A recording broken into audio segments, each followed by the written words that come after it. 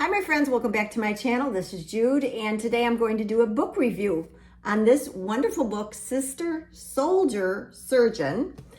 This is the life and courage of Sister Deirdre Byrne, and this is by Leisa Marie Carson. Love this book. Sister Deirdre is an inspiration to us all. Let me tell you a little bit about the book. So Deirdre Byrne grew up in a Catholic home with 5 brothers and 2 sisters.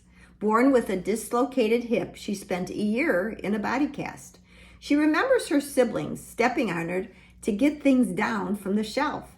She's quoted regarding that experience that sometimes being stepped on is a way to lift others up. Deirdre and her siblings were good at sports, but it was her call to service that was evident at an early age. As a youngster, Didi was always tending to animals and people in need. Her siblings recalled that they never knew what random person she would bring home for Thanksgiving. Helping was just part of her DNA. Her call to be a missionary sister was evident as she would leaf through missionary magazines. Her Aunt Ruth, a 3rd grade Catholic school teacher in New York City, left an impactful impression on her. It was during her summer vacation visits that Aunt Ruth would minister to children with Down syndrome. After reading a book on the life of Mother Teresa, Sister Didi would imitate Mother and long to serve her life of service. Didi's parents were daily Mass attendees, and her father prayed that one of his sons would become a priest. That became a reality when his youngest son would become a priest and a bishop. Sister Didi and her brother, Bishop Bill, often speak together as they both address the 2024 National Prayer Breakfast in Washington, D.C. Didi's father was a thoracic and cardiovascular surgeon for more than 40 years. Didi was eager to learn from her father and often assisted him with surgeries. Not to burden her parents financially, she joined the military to get an Army scholarship. She graduated from medical school in 1982 and started her practice in family medicine in the Sinai Peninsula for 13 months. While there, she started the Sunshine Club, where she spoke to women about their dignity and the importance of preserving their purity and theology of the body. Didi was stationed in Korea with her OBGYN friend, who were both on call. As they were chatting, they received a call from the demilitarized zone that a woman in labor was being helicoptered down. "I've got this one," Didi said, thinking she would serve as a simple escort for the patient en route to the hospital.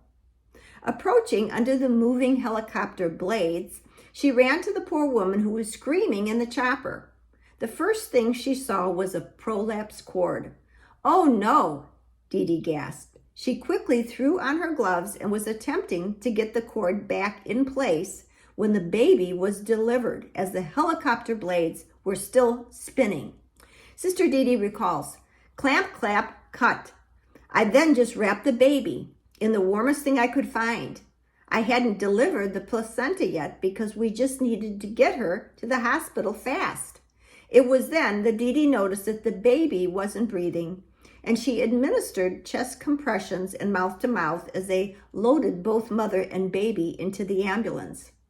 Thanks to Didi's quick intervention, both mother and child survived a life-threatening emergency.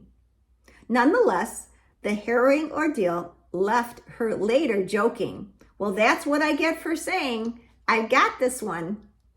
No matter how busy Didi's schedule was, Holy Communion was her source, summit, and strength. Not one day passed during the 10-year span of her chief residency without her receiving Holy Communion. She attributes this commitment to the faithful example her parents set for her and her siblings. Because there was so little time in a busy day, she attended Mass during her lunch break when others went to the cafeteria. Sister Didi's favorite saints were Saint Faustina, because of her devotion to the Blessed Sacrament, and Edith Stein, whose strength and perseverance inspired the young doctor.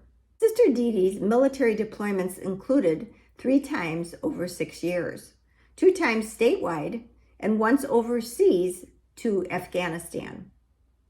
In 2004, Sister professed her first vows on September 15th on the Feast of Our Lady of Sorrows and joined the Order of the Little Workers of the Sacred Hearts. In 2020, Sister Didi treated more than 500 COVID patients, and along with a DC area cardiologist, provided care and effective treatment for 5 missionary charity homes. Every single patient recovered with no complications. But it was Sister Didi's tireless pro-life work that brought her to give a speech at the National Republic Convention in 2020. She wanted to be the voice for the unborn. So in full habit and rosary in hand, Sister delivered a moving and electrifying speech. Let me share a quote from her speech. We must ask ourselves what we are saying when we go into a womb and snuff out an innocent, powerless, voiceless life. As a physician, I can say without hesitation, life begins at conception. While what I have to say may be difficult for some to hear, I am saying it because I am not just pro-life, I am pro-eternal life. What a remarkable and inspiring woman who has given her entire life in service to others. She lives out her personal vow to give free and loving medical care for the poor.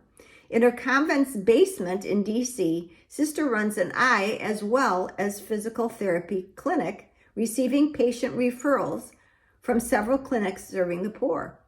There's also a room dedicated to receiving pregnant women and providing ultrasounds and monitoring women's status and gestation related to abortion pill reversal procedures. I encourage you to read Sister Soldier Surgeon.